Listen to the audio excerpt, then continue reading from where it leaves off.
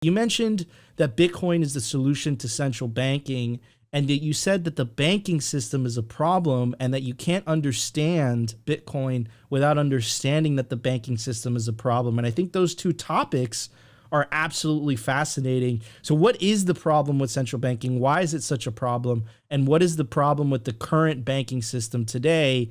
And where does Bitcoin fit in all this?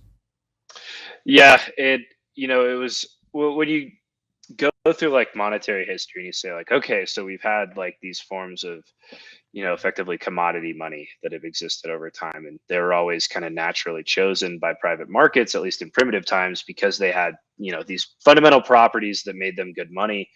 And then, governments started to monopolize them and centralize systems of production and storage of those different forms of money. And then a lot of moral hazard kind of ensued from that.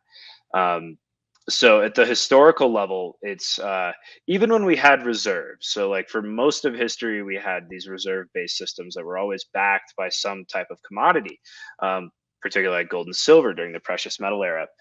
And when the key issue is really the agency problem, and the way that I kind of talk about this in my book is that the agency problem, well-known problem in economics, that if you are a principal and you hire an agent to do something for you, and that agent has a conflict of interest with you, then they're ultimately going to take advantage, and it's going to result in moral hazard, which we hear that term all the time. And I think a good way of thinking about it is that if you were to hire a courier to go deliver a message for you, and you just had some legal documents associated with something that really only matters to you, they're not really valuable to anybody else, and you say, okay, I'm going to pay you guys $100. um, they're going to deliver it. You can be reasonably certain they're going to deliver it. But if you change that to a bag of $100 million, then you're probably never going to see them again. Um, and that's where that conflict of interest resides. And one of the aspects of money that I define in my book is that money is kind of defined as the most saleable good. It's the good that people want most often, more than anything else. If a genie came to you and was like, hey, I'll give you an infinite amount of anything, you'd say, well, I want money because I can trade that for anything else. It's highly saleable. So because money is the most saleable good, it's more subject to moral hazard than anything else. And that's why we've seen the amount of fraud, the amount of moral hazard that's emerged. That's why the financial markets have become the most regulated industry in the world. It's because it has the highest degree of moral hazard, and to give anyone control over it results in problems. Whether it's your government, whether it's any sort of private enterprise, there's always that conflict of interest that exists with it. And so with banking systems, we always saw problems around that. And much of it was solved with regulations, but the fact that we always trusted government to solve those problems. If you look at history, you can see that governments ultimately ended up, whenever they would be Mm-hmm. given control by a society over their money, they'd say, hey, look, the private markets are taking advantage of you. Let us control it. And then subsequently, the governments would ultimately do the exact same thing Yep. because they still have the same conflict of interest.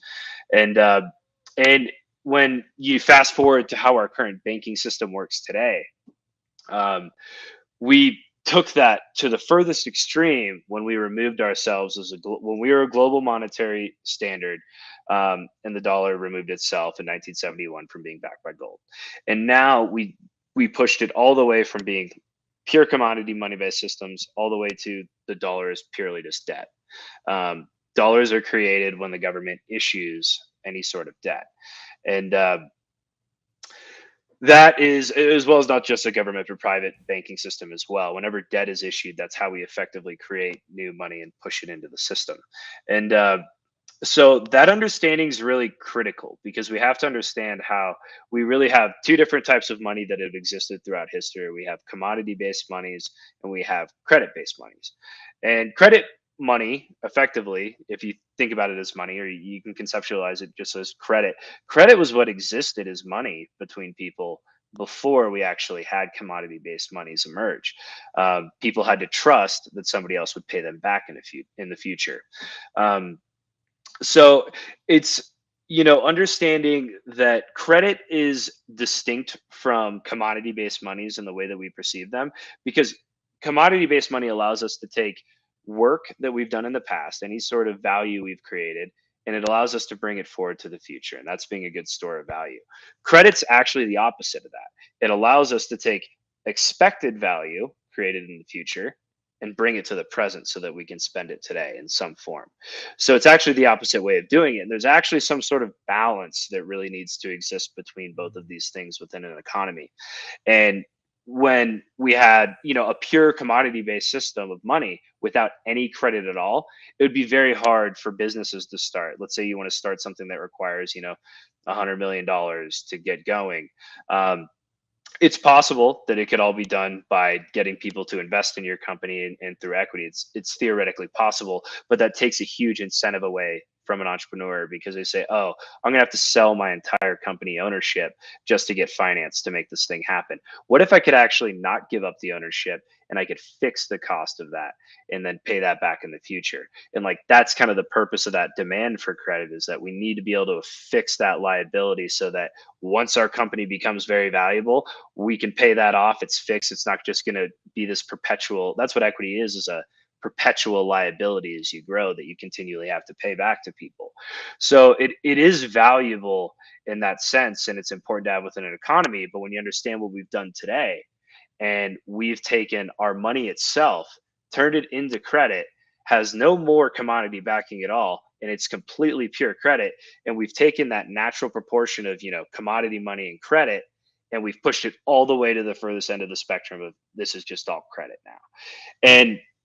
And there's huge costs that we're paying in society because of that, and the amount of malinvestment. And Austrian economists, this is fundamental to the theory, is that when you incentivize credit beyond a natural rate, that that's going to result in significant malinvestment. We see that all the time. The industries that I came from and the companies I work for, we specialized in buying companies that were declining in some form, or on the verge of bankruptcy. So like a lot of the industries I was looking at were a lot of these older kind of zombie company industries where you would see how these guys stay afloat and why these industries exist. And most of these guys were staying afloat because they just had very cheap credit. They could keep borrowing and rolling over and, pushing their death knell a few more years out.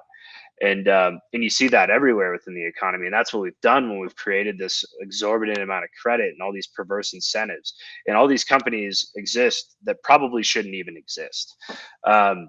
Whereas all that labor and capital that exists that's being directed towards these low demand type companies because of credit should be getting directed towards something that's much more valuable for people today.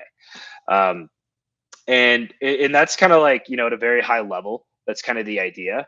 And for the purposes of my book, when I was writing I geared it a bit more towards people with like a finance background and really just making the investment thesis for Bitcoin very clear.